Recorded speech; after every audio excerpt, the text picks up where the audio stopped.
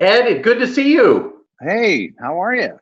I'm doing good here in Houston, Texas. You know, the weather's cooperating. It's not as hot as it usually is, so that's kind of a blessing. We're not melting while we're in quarantine. So I got to ask, though, my first question to you: how are you holding up, sir? Well, you're very kind to ask, and I'm happy to report I'm holding up quite well.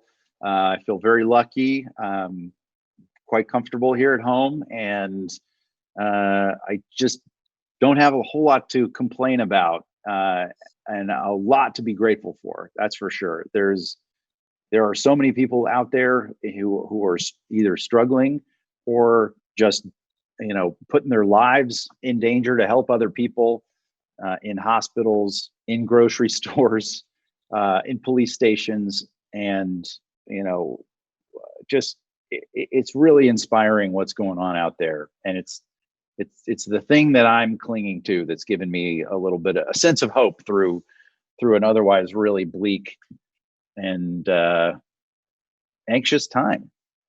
Well, I'm glad that you're doing good and you look fantastic. I wish last time I saw you, I was like, I had no idea we'd be talking this way virtually. But you know what? I'm glad we get to talk, and I'm glad we get to talk about your hilarious movie. And I really appreciate that. I'm super proud of this movie, and I hope that, especially given what the world is going through right now, that it brings a little bit of levity into people's homes. The ability to laugh and forget about all the insanity for a couple of hours. How long did it take for you to grow that perfect cop mustache? Great question, and I'm glad you asked. It took me a ridiculously long time to grow a reasonably adult-looking mustache. And not only that, even once it was in, we had to darken it every day with like a pencil, to make it show up better. So I don't have real strong facial hair. I wish I did, but it works in the movie, and I think it actually looks pretty damn good. It looks so police officer. It really does. So it was with the glasses. You had the look going perfect. So I watched this movie with my mom. She looked over at me and she said, "I need to wash his mouth out with soap." Your reaction?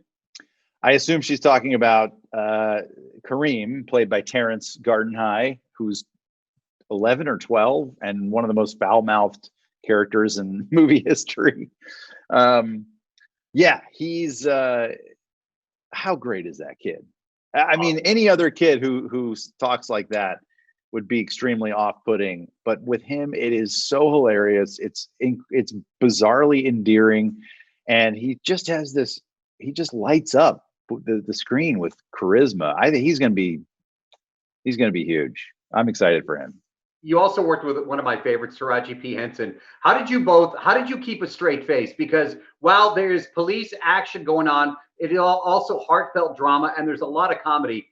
And I'm thinking to myself, how do they keep a straight face while they're filming some of these scenes? It's a great question. And the answer is that we didn't keep a straight face a lot of the time. We burst out laughing and we ruined a lot of takes. And Taraji's known for her incredible dramatic acting and her intensity as an actor. She's done funny things in the past, but I think people are going to be really surprised at just how insanely funny she is in this movie, and physical. Like, there's good physical comedy. There are fight sequences. She has this amazing fight scene that's one of my favorite scenes in the movie. Yeah, she's hilarious and incredible, and we were very lucky that we got to laugh a lot. I'm going to close with this. Did you finally master the taser? No. I guess that's my The Hangover had a taser scene in it. This movie has a taser scene in it. Let's just say I have a healthy respect for the power of the taser, and I have no desire to actually be tased or to tase anyone for that matter. My friend, it's great to see you. Thank you so much for your time. I love the movie. We'll be talking about this to everybody that watches us here in Houston, and please stay safe. You too. Thank you, Dave. Be well.